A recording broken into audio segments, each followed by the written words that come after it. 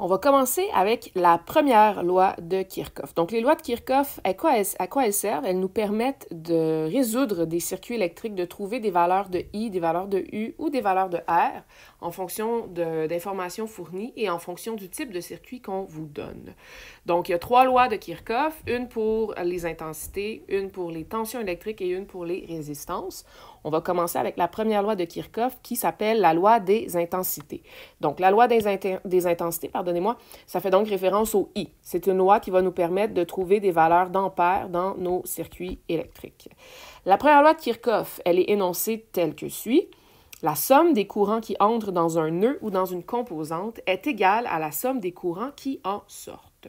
Donc, je vous rappelle qu'un nœud, c'est tout simplement un endroit dans le circuit électrique, une intersection où le courant va se séparer tout simplement.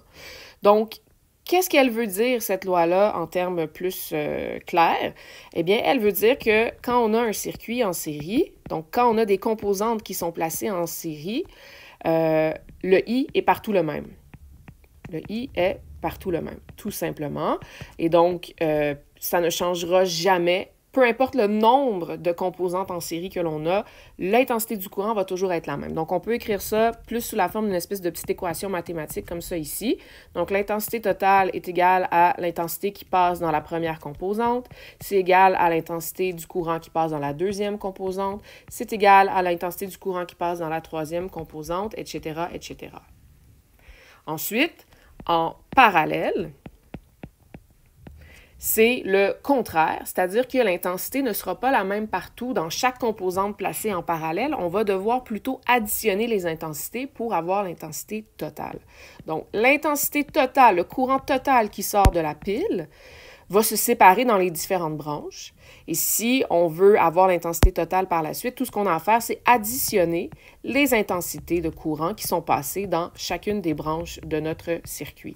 Donc, par exemple, ici, si on voulait avoir l'intensité totale, puis on avait 3 branches ou 3 composantes placées en parallèle, on prendrait l'intensité du courant qui passe dans la première composante, on additionnerait à ça l'intensité du courant qui passe dans la deuxième, et finalement l'intensité du courant qui passe dans la troisième.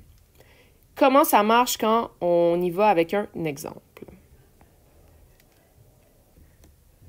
Donc, voici un exemple de circuit mixte, c'est-à-dire qu'il y a certains résistors qui ont été placés en série, d'autres qui sont en parallèle.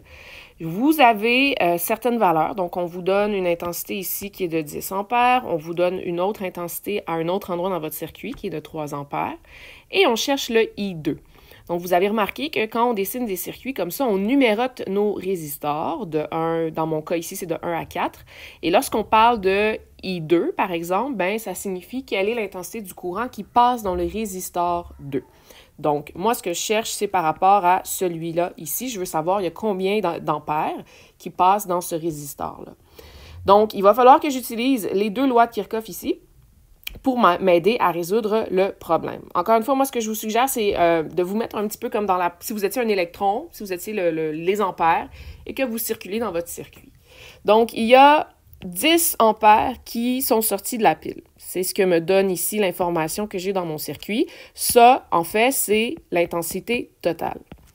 Ces 10 ampères, ils vont nécessairement tous passer par R1 parce que entre la pile et R1, il n'y a pas eu d'intersection, le courant ne s'est pas séparé. Donc, je sais que mon I1 sera aussi de 10 ampères. Et là, par la suite, le courant continue son chemin. Il arrive ici, il arrive à ce qu'on appelle un nœud, une intersection. Le courant se sépare. Une partie va passer par là, une autre partie va descendre dans la boucle du milieu. On ne sait pas combien d'ampères va dans chacune des boucles. On ne peut pas juste faire 10 ampères divisé par 2.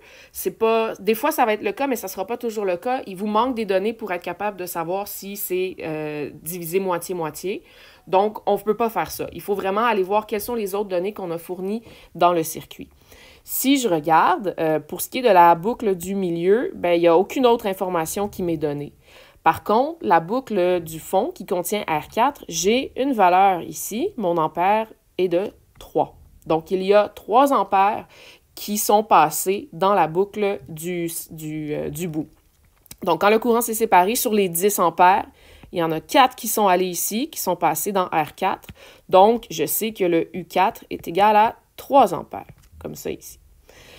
Sur mon 10 ampères, là, c'est un peu comme la loi de la conservation de l'énergie. Il n'y a pas d'ampère qui va disparaître. Le courant électrique, c'est tout simplement le rythme auquel passent les électrons dans votre circuit électrique. Donc, si j'en ai 10 qui sortent de la pile, j'en ai 10 qui doivent retourner à la pile aussi par la suite.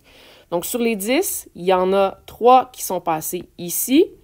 Donc, les 7 autres, ils sont allés où? Ils n'ont pas disparu. Ils sont tout simplement passés par en bas, comme ça ici.